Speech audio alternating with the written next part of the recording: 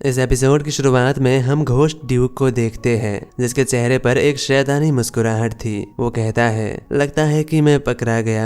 Founder कहती है, तुम्हारे पास और कोई रास्ता नहीं है, तुम्हें आत्मसमर्पण कर देना चाहिए। वही घोस्ट ड्यूक के चेहरे पर एक शैतानी मुस्कुराहट आ जाता है। वो कहता है, मुझे माफ करना, क्योंकि ये सब मेरा ही प्लान था। वो चुटकी बजाता है और अचानक चारों ओर की माहौल बदल जाती है। क्या तुम लोगों को सच में ये सिटी लॉर्ड का मेंशन लगा? उसकी बात सुनकर लिन फैन और फाउंडर दोनों हैरान हो जाता है। अचानक ही उन्हें समझ आ जाता है कि ये किसी तरह की घोस्ट डोमेन है। अपनी पलकें एक बार के लिए भी मत झपकाना, क्योंकि एक बेहतरीन शो शुरू होने वाला है। स्वागत है मेरी दुनिया में, मेरी सपनों की दुनिया में। इससे पहले कि लिन फैन कुछ भी सोच पाता, उसकी चारों ओर की माहौल बदल जाता है। वो खुद को गिरता हुआ महसूस करता है और अगले ही पल दोबारा से लिन फैन की आंखें खुलता है। वो एक बक्से के अंदर बंद था, जैसे कि कोई कॉफिन हो। लिन फैन को समझ नहीं आता कि ये क्या है। वो अपनी घोस्ट स्पिरिट को बुलाने की कोशिश करता है, लेकिन कुछ भी काम नहीं आता। उसकी कोई भी घोस्ट स्पिरिट रिएक्ट नहीं करता।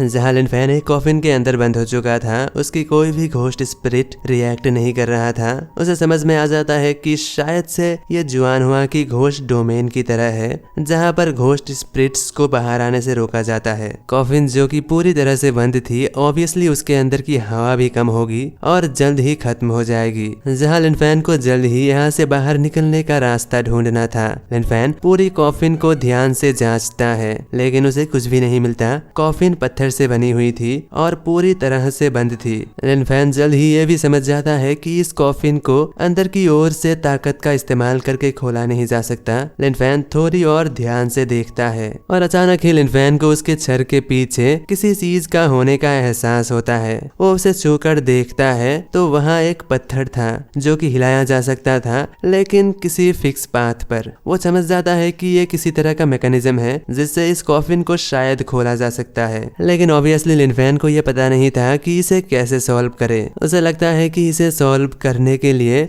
इस कॉफिन के अंदर ही कोई ना कोई क्लू होगा, क्योंकि अगर ऐसा कुछ नहीं है तो कॉफिन के अंदर उसे खोलने का मैकेनिज्म क्यों ही दिया होगा, जो कि कॉफिन अंदर से पूरी तरह से बंद था और सिंपल था। लिन फैन सोचता है इस कॉफिन के अंदर जो भी अलग होगा शायद से वही क्लू हो सकता है। अचानक उसे उस चमकती हुई बोतल के बारे में याद आता है, जिसके अंदर बहुत से जुगनू कैद थे। लिन फैन सोचता है आखिर एक कॉफिन के अंदर चमकती हुई जुगनूस का क्या काम। वो कुछ सोचकर उस बोतल को अपने कपड़ों से ढक देता है ताकि उसकी रोशनी बाहर ना आए। अचानक लिन फैन देखता है कि रोशनी जाते ही कॉफिन के ऊपर के दीवार पर कुछ अक्षर लिखी हुई आती है। लिन फैन को वो समझ नहीं आता, लेकिन लिन फैन अपने सर के पीछे लगी हुई उस पैटर्न को देखता है, जहाँ पर चारों ओर उसी तरह के अक्षर बने हुए थे। ध्यान से देखने के बाद लिन फैन समझ जाता है कि ये अलग अलग अक्षर अलग अलग दिशाओं को दर्शाता है, और कुछ ही समय में लिन फैन उस पूरी पजल को पूरी तरह से समझकर उसे सॉल्व कर देता है। उसे सॉल्व करते ही कॉफिन का दरवाजा धीरे से खुलता है। बाहर से एक तेज रोशनी आता है, जिससे लिन फैन की आंखें चौंधिया जाता है।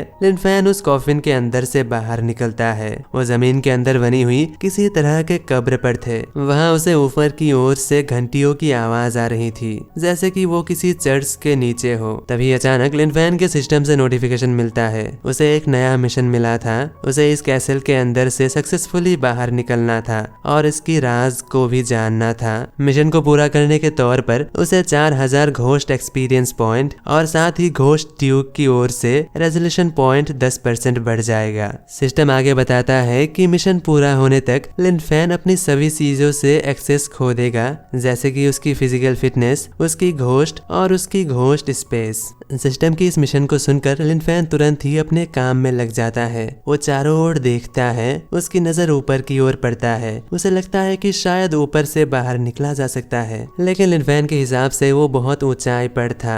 लिन फैन सोचता है कि शायद ही कहीं ऊपर जाने का रास्ता होगा। लिन फैन की नजर सामने एक बड़ी सी प्याले पर पड़ता है। उस प्याले की चारों ओर 3 और निशान बने हुए थे, जैसे कि उसके ऊपर कुछ और चीजें रखी जा सकती हो। लेकिन लिनफेन जब आसपास देखता है तो उसे कुछ भी नहीं दिखता। लेकिन तभी उसके दिमाग में एक आइडिया आता है, शायद से इनमें से किसी कब्र के अंदर हो। लिनफेन ढूंढता है तो उसे एक स्टोन स्लैब मिलता है जहाँ पर एक स्टार बनी हुई थी। लिनफेन उस कॉफिन को खोलता है तो उसके अंदर बहुत से चीजें थी। लिनफेन उस कॉफिन के अंदर पड़ी हुई लाश से माफी मांगता है और उस पूरी कॉफिन को सान डालता है और कुछ ही समय में उसे वो तीनों चीजें मिल जाती है। लिनफेन उन तीनों चीजों को लाकर उसके ऊपर रख देता है। अगले ही पल उस प्याले के अंदर कहीं से खून अपीयर होने लगता है। लिनफेन ये देखकर हैरान हो जाता है। तभी अचानक लिनफेन को कुछ अजीब सा एहसास होता है। उसे वो खून पीने का मन करता है।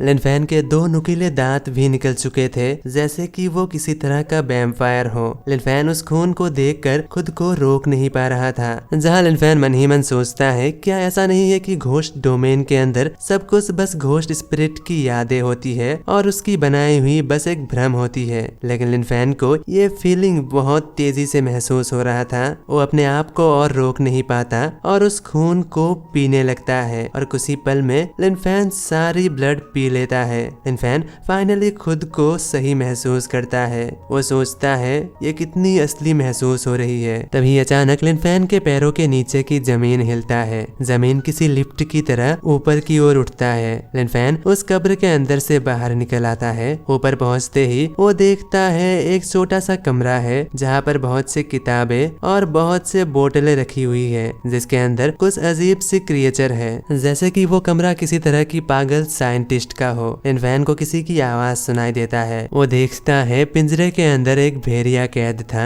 जिसके शरीर से खून निकालकर एक प्याले पर इकट्ठा किया जा रहा था। लिनफेन को उस भेड़िए के लिए दुख होता है क्योंकि उसकी लगभग सारी खून निकाली जा चुकी थी। तभी लिनफेन को उस प्याले को देखकर कुछ एहसास होता है। नीचे भी बिल्कुल ऐसी ही एक प्याला रखा हुआ था। उसे एहसास होते ही कि उसने एक भेड़िए का खून पिया है, उसे उल्टी जैसा महसूस होता है। तुरंत ही लिनफेन सामने बनी हुई आईने के पास पहुंचता है। वो आईने पर अपनी शक्ल को देखकर हैरान था क्योंकि लिनफेन खुद ही घोस्ट ड्यूक बन चुका था। जहां लिनफेन समझ जाता है कि घोस्ट ड्यूक ने इस डोमेन को अपनी एक्सपीरियंस के हिसाब से बनाया है। वो कहता है, वेल सबसे पहले मुझे सच्चाई जाननी होगी। कुछ देर ढूंढने के बाद लिनफेन को एक तिजोरी मिलता है, लेकिन तिजोरी पर लॉक लगा हुआ था। लॉक 4 डिजिट का था, लेकिन लिनफेन को ऑब्वियसली उसकी लॉक पता नहीं था। लिनफेन उस कोड को ढूंढने की कोशिश करता है, लेकिन बहुत समय के बाद भी उसे कोई भी क्लू नहीं मिलता। तभी लिनफेन की नजर वहीं पर बुक शेल्फ पर पड़ता है क्योंकि कुछ किताबें अजीब तरह से रखी हुई थी। लिनफेन जब उन सभी किताबों को सही से देखता है तो उसे एक नंबर मिलता है 2359। उस नंबर को डालने पर वो बक्सा खुल जाता है। उसके अंदर लिनफेन को एक पुरानी सी डायरी मिलती है। उसके पहले पन्ने पर घोस्ट ड्यूक और शायद से उसकी बेटी की तस्वीर बनी हुई थी, जहां उस डायरी के हिसाब से ये महल उसी का फैमिली का है। उसकी फैमिली डीमन हंटर्स की फैमिली थी। सदियों से ये फैमिली वैम्पायर्स और वेयरवुल्फ्स की हंटिंग करते आ रहे थे और साथ ही इस फैमिली ने बहुत से बायोलॉजिकल रिसर्च और डेवलपमेंट भी की थी। वही वैम्पायर किंग ने ब्लड क्लैन अलायंस नाम की एक ऑर्गेनाइजेशन बनाई जिससे वो डीमन हंटर फैमिली को पूरी तरह से खत्म कर सके, जिस वजह से हमारी और वैम्पायर्स के बीच में ये टकराव सदियों तक चलती रही। लेकिन रिसेंटली हमारी ही फैमिली की किसी गद्दार ने मेरी एक्सपेरिमेंट की नोट को लेकर उन वैम्पायर्स को दे दी और अगर उन वैम्पायर्स को हमारी रोज कैसल की लोकेशन के बारे में पता चलता है तो उसकी कॉन्सिक्वेंसेस बहुत ज्यादा खतरनाक होगा। मुझे कुछ ना कुछ करके अपनी बच्ची को बचाना होगा। डायरी पर लिखी हुई इन बातों को पढ़ने के बाद लिनफेन अंदाजा लगाता है कि शायद इसके बाद वैम्पायर्स ने रासेल को पकड़ लिया होगा और उसके ऊपर एक्सपेरिमेंट करके उसे वैम्पायर बना दिया होगा।